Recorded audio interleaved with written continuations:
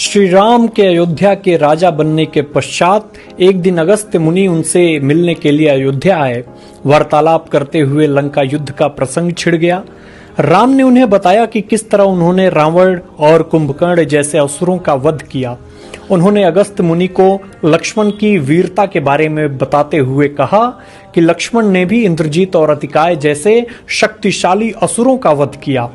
ये सुनकर अगस्त्य मुनि ने श्री राम से कहा कि भले ही रावण और कुंभकर्ण महान योद्धा थे, परंतु लक्ष्मण ने इंद्रजीत का वध किया, इसलिए वे सबसे बड़े योद्धा हुए।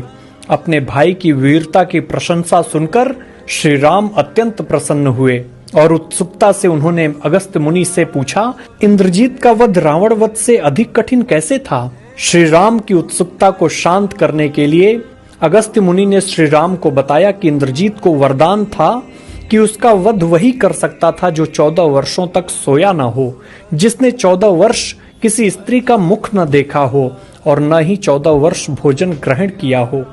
ये सुनकर श्री राम बोले, वनवास के समय मैं नियमित रूप से लक्ष्मण को उनके हिस्से के फल फूल देता रहा हूँ। मैं सीता के साथ एक कुटी में रहता था, बगल की कुटी में लक्ष्मण थे, फिर सीता का मुख भी न देखा हो और 14 वर्षों तक सोए न हो, ऐसा कैसे संभव है? अगस्त्य मुनि श्री राम की बात सुनकर मुस्कुराए और कहा, क्यों न लक्ष्मण जी से पूछा जाए। अपने प्रश्नों के उत्तर जानने के लिए श्री राम ने लक्ष्मण जी को बुलाया और कहा कि हम तीनों 14 वर्षों तक साथ रहे, फिर तुमने सीता का मुख कैसे नहीं देखा? फल दिए गए फिर भी अनाहारी कैसे रहे और 14 वर्षों तक बिना सोए कैसे रहे? लक्ष्मण जी ने श्री राम को बताया कि मैंने कभी सीता माँ के चरणों के ऊपर देखा ही नहीं। आपको स्मरण होगा जब सुग्रीव ने हमें सीता माँ के आभूषण दिखाकर पहचानने के लिए कहा, तो मैं उनके पैरों के आभूषण के सिवाय कोई और आभूषण नहीं पहचान पाया था। आप और माता एक कुटिया में सोते थे। मैं रात भर बाहर धनुष पर बाण चढ़ाए पहरा देता था। जब निद्रा ने मुझ पर नियंत्रण लाने का प्रयत्न किया तो मैंने निद्रा को अपने बाणों से वेध दिया था। तब निद्रा ने हार कर स्वीकार किया कि वो 14 वर्ष तक मुझे स्पर्श नहीं करेगी।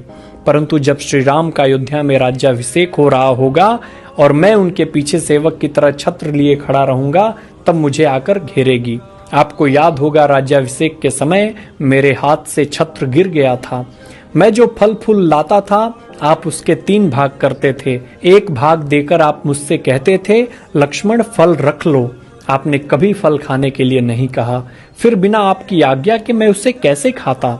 मैंने उन्हें संभाल कर रख दिया और वो अभी भी उसी कुटिया में रखे होंगे।